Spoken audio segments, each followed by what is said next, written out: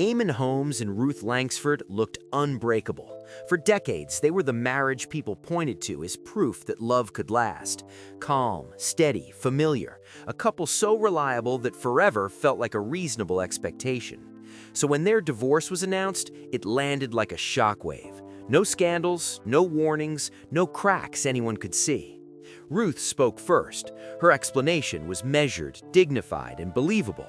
A marriage that had simply run its course. Two people growing apart. No villains, no drama. And because she had always been seen as the grounded one, the sensible one, the world accepted her version without hesitation. Eamonn said nothing. And in public life, silence is rarely neutral. His quiet was read as guilt. But the truth was far more complicated. For years, their marriage had existed in performance mode. They met at work, fell in love at work, married at work, and spent decades broadcasting their relationship to millions, smiling across the sofa, finishing each other's sentences, delivering chemistry on cue. When a relationship becomes a brand, it slowly stops being a private bond and turns into a role you rehearse. Charm becomes muscle memory, happiness becomes presentation, and eventually you stop asking whether you are happy and start asking whether you look happy.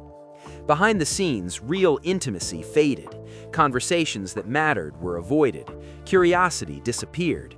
Growth felt dangerous because it threatened the routine. What looked like stability from the outside was actually familiarity mistaken for love.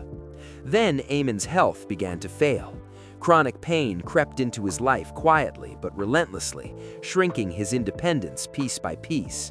Simple movements became calculations. Everyday tasks required planning, medication, and recovery time. And with illness came vulnerability, the kind that changes the balance of a relationship. Ruth became his caregiver. At first, it looked like devotion. Appointments managed, schedules controlled, decisions made for his own good.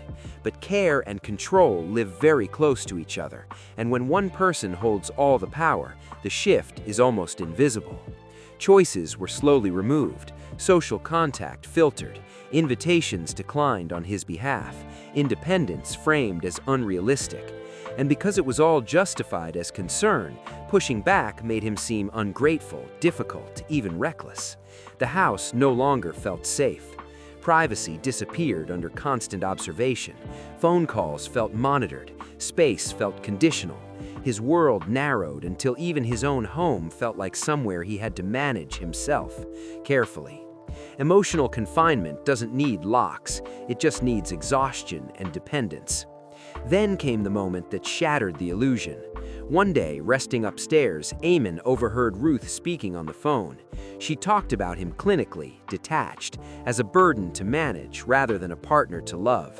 What hurt most wasn't the words, it was the tone, the absence of warmth, the quiet contempt beneath the practicality. That was the moment he understood. The care he had been grateful for was laced with resentment. The marriage had ended long before anyone announced it. When the divorce became public, the statement was polished and empty. No truth, no context, just polite language designed to shut down questions. Ruth was praised for her dignity. Eamonn stayed silent, knowing that speaking too soon would only harden the narrative against him. When he finally did speak, he didn't accuse, he didn't attack. He simply described what it feels like to lose yourself inside a relationship, to become small, to mistake control for love, to realize too late that strength, when unchecked, can quietly devour the person closest to it. Some listened, many didn't, because once a story is believed, truth struggles to survive. This wasn't a story about heroes or villains. It was about power, silence, and how marriages can collapse quietly while the world applauds the performance. If you want more stories that go beyond headlines and reveal what really happens behind closed doors, subscribe to Hollywood Unseen. Turn on the bell notification, like this video, and click the next one on your screen, because the stories you think you know are rarely the whole truth.